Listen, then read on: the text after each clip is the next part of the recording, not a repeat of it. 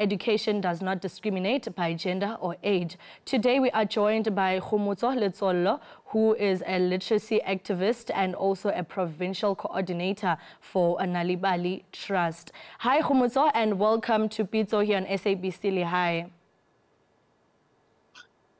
Good morning, and thank you for having me. Khomotso, as a literary activist, can you briefly just explain to us what is it that you do? I consider myself a literacy activist because I need to ensure that with the organization that I'm affiliated to, that is Nal'ibali, we spread the love of reading, the love of stories, and we also encourage emergent writing throughout the communities that we work with. And also we are making sure that we are having engagements and partnerships with our strategic partners, be it libraries, be it schools, be it early childhood development centers. So we make sure that we partner with them and then we train them as far as reading for enjoyment is concerned, and for them to establish active reading clubs to get children to be in a space where they can get in love with books, get in love with stories, and also make sure that they teach themselves to write there. So this is to ensure that there's high quality of information and material, reading material specifically, that is distributed to our communities for these young children or for these learners to engage in and make sure that they fall in love with literacy. And at the end of the day, I'm sure we'll have a better society that understands and that can read well and that can write well and that can, understand issues much easier by engaging with people who are in the same platform with them. And Khomotso, why are you so passionate about literacy development and its importance? I'm passionate about that because, I'm coming from an era or from a generation where, it was not fashionable to read or write. So noticing the trend that is going on, especially with the Pulse report that we have received, that we have now increased, we were at 81%, now we have increased to that percent where children cannot read and write. So I become passionate about literacy development because I want to change the status quo. And together with the organization that I'm working for, we want to change the status quo. We don't want to have a community or a society where, reading is a taboo, writing is a taboo. Children, when you take them and put them on a podium for them to read, they cry. We don't need that. We need to change that. We need to have children who can read for comprehension, understand what they do. And it should not be from a gunpoint. It should be from the love that they have acquired throughout engaging in programs that also make sure that it activates them and encourages them to fall in love with books, to fall in love with stories and storytelling, and also the writing part of it. And now schools are opening tomorrow, others opened today. What mindset must learners and teachers begin the year with in school fields? I think they should just acknowledge and be at ease that the holidays are over. They should not hold on to them. They should not hold on to holidays.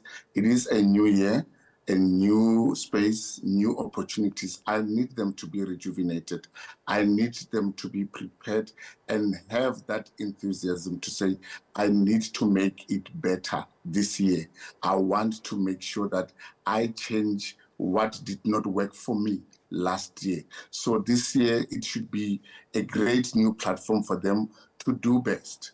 We can start first by acknowledging what is happening around us. I'm sure our foot soldiers are already on the ground, making sure that they are engaging with these young people, especially because we have a big event that is coming in February, the 7th. So that is World Read Aloud Day, What we'll be doing now is to make sure that we get as many partners and as many schools to pledge to read on that day. And we will have activations. Kodimolong will have activation in schools, will have activation around their communities. So they should be ready and they should be excited to see us. They should also be excited to see their teachers, because you will not do better if you say you are going to start studying hard in October or in November when the exams are approaching. You need to be ready now. You need to be ready. First day at school, you just need to wear your ready boots and your information boots, your excitement boots, and your learning boots, so that you can be the change that you want to see in you come the end of the year. You should not be stressed. I was engaged with this young boy yesterday who is so stressed about the matric results. But because he knew the journey that he traveled last year, from the beginning of the year, and the effort that he put in that work, it doesn't scare him. It doesn't really scare him. May you please just advise people who have dropped out of school, or even those that don't see the importance of education in its entirety? Yeah, man. I think now we are at a level where we are confused by maybe the successes that we are seeing on social media and stuff like that. So most people think that education is not important. And I would love to change that mindset. Education is very much important. Some may have dropped out due to various reasons. Others may be being reasons that are beyond their control. But I'm still saying black child, white child, colored child, Indian child, and whichever child that is, you can still make it. There's still other opportunities that you can engage yourself on, and then make sure that you better yourself educationally, academically, because that is just what we need. It doesn't matter how perfect or how good you are with something if you don't have a paper to show it. If there's no documentation of that best practice, I'm telling you, no one will take you serious. Just make sure that you take your time, you look at your surroundings, you engage in activities and in platforms, including the establishment or institutions that can assist you to further what you have dropped out on.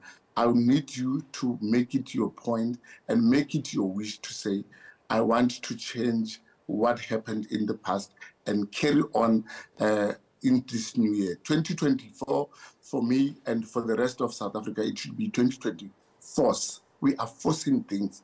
We want things to happen, and we want them to happen this year. So if you have dropped out, come back, black child. Let's have this, and let's make sure that we better ourselves academically, because we cannot make it. We might think that we are not being recognized. We don't get jobs. We don't get this. We don't get that. People don't want us in their organization. Maybe it's because we don't have documentation of the best practice that we do in the community. So if you go to school and you make sure that you value that education, you make sure that that education works for you, then at the end of the day, we are all winning. Thank you so much, Khomotso, for your time here on Pitso, and also the words of encouragement to the learners. Do enjoy the rest of your day. Thank you very much. I enjoy the rest of your day as well. And I would like to urge everyone to go onto our website. That is www.nal'ibali.org. They will get there. Please pledge and pledge and pledge. Help us to reach out to 3 million children. This World Read Aloud Day that will be happening on the 7th of February 2024. Let's create that vibe. Let's create that excitement. Let us all be ready. Let's all want to be part of this magnitude of an event that will be happening in our country. And we need to be part wherever we are, either in school, either in our homes, either in, ECDs or libraries. Let's just be out there and make a hell out of what we need to happen, because literacy, it's fashionable, and let's all read, let's all know how to write, let's all engage in anything that has to do with books. Thank you so much. Thank you very much. Enjoy the rest of your day. That was Khomotso Letsoalo, a literacy activist and also a provincial coordinator for Nal'ibali Trust.